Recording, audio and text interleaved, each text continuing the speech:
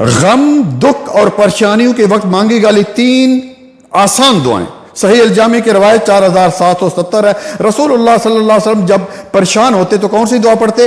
یا حی یا قیوم برحمتک استغیث۔ اسی طرح دوسری دعا جو کہ صحیح ابو داؤد کی حدیث نمبر 1025 ہے، نبی صلی اللہ علیہ وسلم نے سیدہ اسماء بن امیس کو یہ دعا سکھلائی تھی کہ اللہ ربی لا اشرک بہ، یا اللہ میرا رب ہے اور میں اس کے ساتھ کسی کو شریک نہیں ٹھہراتا۔ نمبر تیسری دعا جو ہے، نبی صلی اللہ علیہ وسلم نے فرمایا کہ میں ایک ایسا کلمہ جانتا ہوں کہ جس سے کوئی شخص بھی پریشانی اور مصیبت میں اور دکھ میں جو ہے وہ پڑے گا تو اللہ تعالیٰ اس کی پریشانی دور کرے گا، اور وہ کلمہ جو ہے وہ یونس علیہ السلام کا ہے، اور وہ کلمہ کون سا ہے؟ لا الہ الا انت سبحانک انی کنت من الظالمین۔ یہ 3 دعائیں یاد رکھیے، غم، پریشانی، دکھ، مصیبت میں پڑھتے رہیے۔